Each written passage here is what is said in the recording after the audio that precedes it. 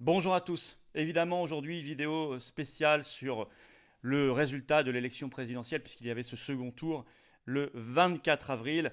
Je vais vous donner les informations, évidemment les analyses, et puis tracer des perspectives avec vous. Parce que, évidemment que nous serons dans la lutte, évidemment que nous avons comme objectif que ce quinquennat ne dure pas 5 ans, concrètement. Voilà, Macron, cabossé, est affaibli, n'est plus dans le même état qu'en 2017. Il peut et il doit partir avant le terme des 5 ans. On y revient et il y a plein d'autres choses à faire, mais d'abord l'analyse, bien évidemment. Je vous demanderai d'ailleurs, si vous le voulez bien, de continuer à vous abonner à cette chaîne YouTube. Là maintenant, vous appuyez, vous cliquez, ça prend une seconde, c'est gratuit. Pourquoi ? Parce qu'il va falloir que toutes ces vidéos circulent, parce que les médias ne nous feront pas de cadeaux et les informations elles se trouvent ici, sur Internet, sur les réseaux sociaux. Il faut donc les faire circuler et notamment en étant abonné, vous facilitez naturellement la circulation, tout simplement, voilà. Mécaniquement. Et puis je vais vous demander de nous rejoindre. Voilà. Les Patriotes ont toujours été là, ils ont fait ce qu'il fallait au second tour, ils ont même organisé le seul mouvement, le seul événement populaire de masse dans cet entre-deux tours anti-Macron, et on sera là. Avec une énergie décuplée, centuplée, même si le coup de massue est dur, là, évidemment, pour tout le monde. Mais on sera là. Alors venez aux Patriotes ou reprenez votre adhésion annuelle. Vous faites un don de soutien si vous voulez notamment financer les législatives qui vont coûter très très cher. Sachez qu'en France, ce sont les candidats et donc chez nous, le mouvement, les Patriotes pour eux, qui prennent en charge les bulletins de vote, par exemple. Pas l'État, que vous trouvez dans vos bureaux de vote. Le lien pour adhérer ou réadhérer aux Patriotes se trouve dans le lien sous la vidéo en description. Il est également en premier commentaire épinglé, il est également là ou là, vous cliquez sur l'écran directement en fin de vidéo. Sous la vidéo en description, il y a également un lien, je vous parlais des dons, oui, c'est un autre lien pour faire un don de soutien aux Patriotes. Vital, puisqu'on n'a pas 1 euro de financement ni de l'État ni des banques. Et le don, comme l'adhésion, comme la réadhésion, il est défiscalisé aux 2/3 pour vous. Donc réfléchissez bien à cela, évidemment. En tout cas, je vous souhaite la bienvenue. Nouveaux patriotes, résistants, surtout pour ces années de combat, ces mois de combat. Et bravo aux donateurs et aux réadhérents également. Alors, le vote, d'abord. Le second tour de l'élection présidentielle avait lieu le 24 avril. Il faut noter d'abord le très haut niveau de l'abstention qui a progressé entre les deux tours. 28,01%, c'est le deuxième plus haut taux d'abstention à une élection présidentielle au second tour depuis 1969. Nous avons donc les deux finalistes, Emmanuel Macron qui a fait 58,55% des suffrages exprimés et Marine Le Pen 41,45%. Ce qui fait qu'Emmanuel Macron, si on rapporte aux inscrits, il a fait 38,52% des inscrits. C'est le plus faible taux pour un président élu depuis Georges Pompidou en 1969. Et on rappelle dans quelles conditions s'était faite l'élection présidentielle de 1969. C'était suite à la démission du général de Gaulle, vous le savez, donc faite très vite, suite au fait qu'il avait perdu le référendum de 69. Alors bien sûr, aujourd'hui, je sais que vous ressentez, nous ressentons collectivement de la colère, de la tristesse, de la crainte pour l'avenir. Même si moi, je vous ai toujours dit la vérité, quand j'avais publié un tweet en juillet dernier, en disant peut-être que l'élection présidentielle ne sera pas l'événement le plus important de cette année 2022 pour la France. Peut-être qu'avril sera décevant, mais septembre, octobre, novembre, très encourageant et très surprenant. Je vous l'ai dit, je vous avais informé, donc je ne vous ai pas créé de fausses espérances parce que je n'aime pas faire cela. Mais ceci dit, ça ne nous a pas empêché de mener le combat comme il fallait, avec toute l'énergie et la cohérence nécessaires. Donc on ressent cette tristesse, cette crainte pour l'avenir, ce désespoir aussi, chez beaucoup, je sais, qui peut même parfois se transformer en désespérance. C'est naturel. Nous sommes le lendemain du vote. Il faut savoir encaisser cela, il faut savoir peut-être le traverser. Mais il faut que ce soit le plus passager possible. Parce qu'on ne peut pas vivre dans cet état-là et parce que ça n'est pas rationnel. L'histoire, c'est une accumulation, une somme de surprises, d'accélérations soudaines, qui n'étaient pas prévues, qui n'étaient pas annoncées.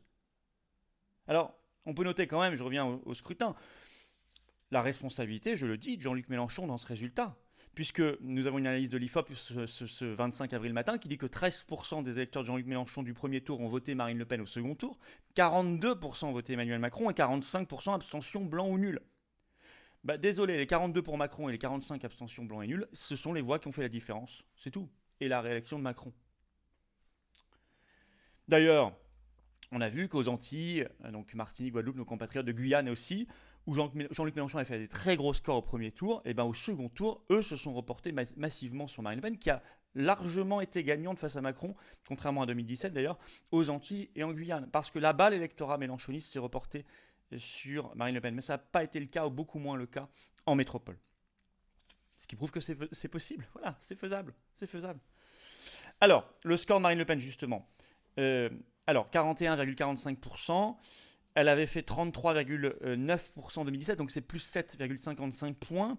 Oui, mais attention, c'est un peu une progression en trompe-l'œil, parce que n'oubliez pas qu'en 2017, il y avait eu un événement de campagne très violent, quelques jours avant le vote, qui était le débat catastrophique pour Marine Le Pen de second tour, et qui l'avait fait d'un coup chuter massivement dans les sondages, puisque avant ce débat, juste avant ce débat, donc à 5 jours du vote, elle était entre 40 et 42% dans les sondages.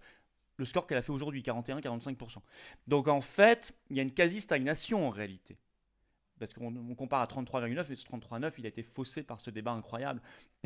Dans un débat à peu près normal, elle aurait fait probablement ce que disaient les sondages, entre 40 et 42, donc à peu près comme cette fois-ci. Alors, mais ça j'y reviendrai, justement. Alors, je disais, il faut que ce sentiment de tristesse, de désespoir, colère pourquoi pas, mais enfin en tout cas, le désespoir, en tout cas, il faut qu'il soit le plus passager possible. Car Macron c'est l'oligarchie. Et qu'on ne peut pas laisser l'oligarchie au pouvoir à notre pays, à nos enfants, petits-enfants. C'est pas possible. Macron, c'est l'Union européenne. Regardez, ce 24 avril, sa cérémonie, là, sa soirée au Champ de Mars de victoire, il est arrivé avec Brigitte, etc., sous les airs de l'hymne à la joie, l'hymne européiste, et ses équipes distribuaient des torchons bleus à étoiles, le drapeau de l'Union européenne, en masse à la foule. C'est vraiment marqué, quoi. Et d'ailleurs, Ursula von der Leyen s'est empressée de le féliciter, la présidente de la Commission européenne. D'ailleurs, Macron disait que cette élection, c'était un référendum sur l'Union européenne. C'est faux. Il n'y a pas eu de référendum sur le 24 avril, il y a eu un second tour d'élection présidentielle. Il n'y a pas eu de référendum, il n'y a pas eu même de débat sur l'Union européenne, excusez-moi. Donc ça n'est tout, il ne faut pas accepter ce narratif, ce n'était pas un référendum, évidemment, sur l'Union européenne. S'il veut faire un référendum sur l'Union européenne, qu'il le fasse. Et nous le gagnerons. Macron, c'est McKinsey, ce sont les conflits d'intérêts, c'est le fric roi, c'est la banque, la grande banque, la finance, c'est la brutalité sociale. Regardez, dès ce 25 avril sur France Info, Bruno Le Maire annonce qu'il ne peut pas dire qu'il n'aura pas recours au 49.3, donc le coup de force, pour imposer la réforme de la retraite à 65 ans. Les masques tombent immédiatement. Macron, c'est l'atlantisme en politique étrangère, c'est la soumission à l'OTAN qu'il faut quitter. Regardez, comme un symbole, le week-end même de sa réélection, la France annonçait, ce samedi 23 avril, l'envoi d'armes offensives à l'Ukraine, pour la première fois, des canons César d'une portée de 40 km. C'est irresponsable. Ça nous met quasiment dans une situation de co-belligérant. Veut-on la guerre ? Veut-il la guerre ? Veut-il la guerre mondiale ? Macron, c'est le covidisme, c'est le pass. Le jour même, comme un symbole là aussi de sa réélection, le 24 avril sur France Info, le professeur Megarban annonce possiblement, je cite, une 4e dose pour tous en septembre. Alors, face à cela, d'abord il y a les élections là en juin de la bataille des législatives pour élire les députés. Nous partons dans l'union des souverainistes, et c'est une première. Les patriotes, debout la France, génération Frexit. Et c'était ouvert à tous. À peu près, je ne sais pas, 500 candidats sur les 577 circonscriptions. D'ailleurs, selon un sondage OpinionWay de ce 24 avril, 63% des Français ne veulent pas qu'Emmanuel Macron remporte les législatives. Cette union des souverainistes, c'est une espérance, c'est une première. On va s'y donner à fond. Il faudra soutenir nos candidats. Je disais le don, l'adhésion pour soutenir aussi financièrement les campagnes, parce que nous, on n'a pas de financement public. Pour affaiblir Macron au maximum, un Macron déjà affaibli, beaucoup plus affaibli qu'en 2017, beaucoup plus démasqué, dévoilé, cabossé. Porter des idées fortes et claires. Parce que le problème est bien là. Je reviens sur le score du RN, je disais une progression en trompe-l'œil en réalité. Le résultat de 2017 étant faussé par le débat de second tour. La stratégie du RN n'a pas mené à la victoire. Cette idée d'abandonner le Frexit, d'abandonner la sortie de l'OTAN, d'abandonner la sortie de l'euro, d'abandonner la sortie de Schengen, d'abandonner la sortie de la CEDH. Bon. Et même entre-temps, il y a eu de lourdes défaites, les municipales en 2020 pour eux, les départementales régionales de 2021, de lourds reculs. Il faut faire maintenant un front anti-oligarchique clair, net, assumé, clairement anti-oligarchique de rupture, clairement Frexit, clairement anti-mondialiste, clairement pour la sortie de l'OTAN, clairement anti-covidiste, clairement pour une France libre, clairement pour une France résistante, clairement pour une France rebelle, clairement pour une France indépendante, clairement pour une France libérée des lobbies. Stop aux compromissions qui ne mènent même électoralement à rien. Et dans aucun pays d'ailleurs.